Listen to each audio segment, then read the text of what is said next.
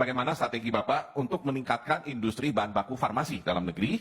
Serta pertanyaan kedua, bagaimana strategi Bapak untuk memenuhi atau membangkitkan industri dalam negeri untuk alat kesehatan, sementara pada saat yang sama kita butuh alat kesehatan untuk menjaga standar kesehatan. Terima kasih, silakan dijawab Bapak Prabowo. Terima kasih Pak Bambang. Jadi ada dua pertanyaan Pak, substitusi import bahan baku farmasi dan juga alat kesehatan. Kami persilakan Pak Prabowo. Baik, ini sangat-sangat benar, sangat relevan. Dan untuk itu sekali lagi strategi kita harus benar. Ya, jadi falsafah kita harus benar.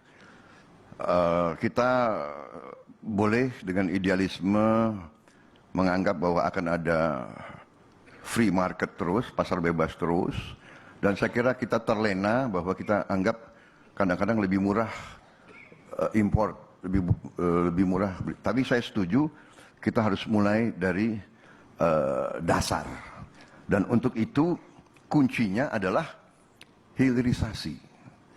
Hilirisasi ini begitu penting. Jadi dalam strategi hilirisasi kami, yang kami akan teruskan strateginya Pak Jokowi, kami di buku ada, kami sudah punya peta, kami sudah punya rencana yang kita sebut pohon industri. Dari 21 komoditas.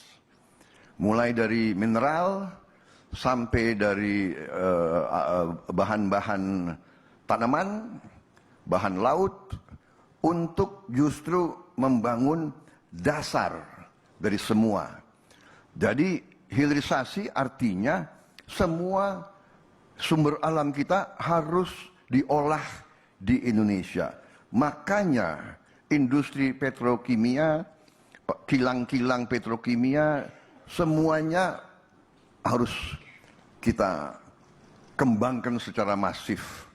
Ini sudah kita petakan, ya kan?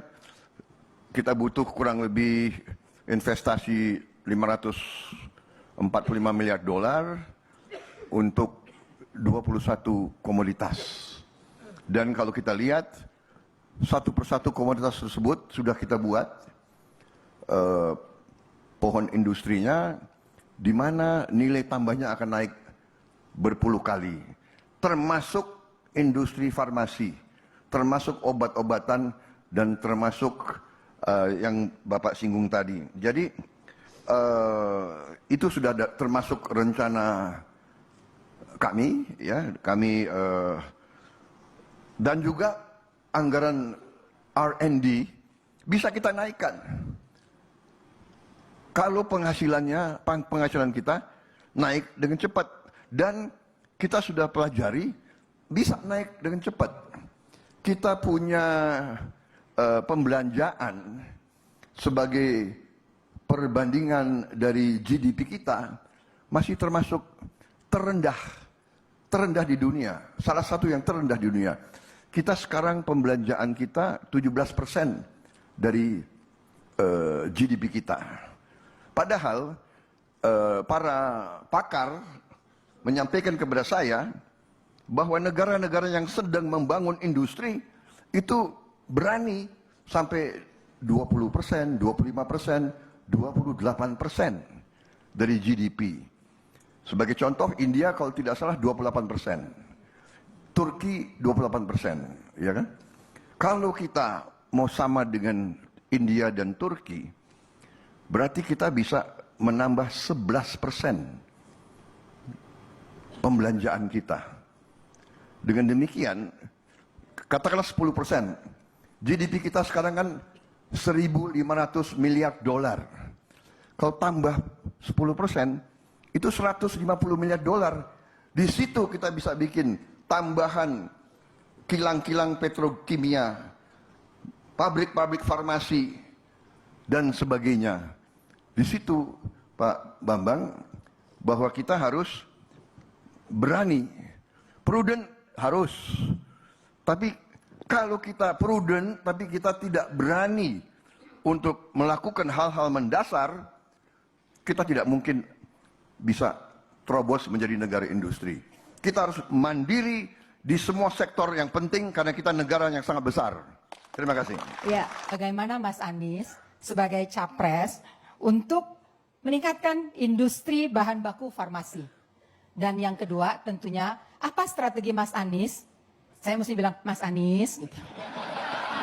Memenuhi kebutuhan alat kesehatan yang mendesak dan juga ikut meningkatkan standar pelayanan kesehatan tanpa menghilangkan kesempatan bagi pengembang alat kesehatan negeri untuk mengembangkan dan menjual produknya. Terima kasih Mas Anies. Terima kasih. Jadi Pak Anies tadi pertanyaannya menarik. Saya juga agak terganggu konsentrasinya nih. Bagaimana bahan baku substitusi karena sekarang masih import sangat besar, itu pertanyaannya. Lalu yang kedua mengenai alat kesehatan. Jadi kalaupun mau merubah substitusi import itu harus ada transisi. Tidak, kalau kata orang Jawa, sakdek saknyet gitu. Silakan Mas Anies. Ya, betul. Makasih Bu Suryani. Jadi benar saya disampaikan tadi, kita menyaksikan di Indonesia ini 90% bahan baku farmasi dan alat kesehatan masih bergantung pada impor. Lalu di sisi lain sesungguhnya industri bahan baku obat nasional ini sudah bisa memproduksi 8 dari 10. Jadi dari 10 yang paling banyak digunakan. Pertama begini, kami bila ini memegang kewenangan, maka nomor 1, bicara dengan pelaku usahanya. Jangan merasa paling tahu untuk melakukan regulasi ini. Pertama bicara dengan pelaku usaha.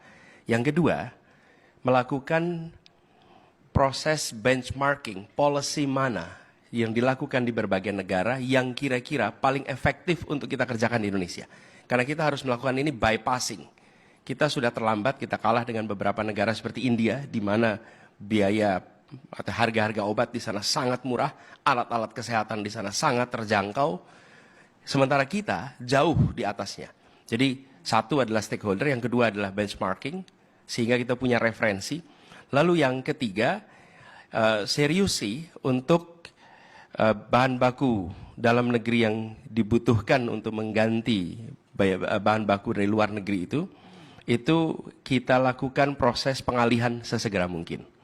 Jadi dengan begitu kita akan bisa mulai memproduksi di dalam negeri. Nah, kami ada beberapa catatan terkait ini.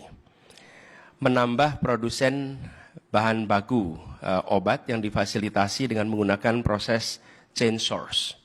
Itu satu yang dikerjakan. Dan kami melihat target yang bisa dilakukan adalah penurunannya BBO ini 20% per tahun. Bertahap. Tidak mungkin kita kerjakan langsung. Dan harapannya ini bisa bertambah hingga 2 kali lipat bila tata kelola diperbaiki. Jadi fase berikutnya adalah perbaikan tata kelola.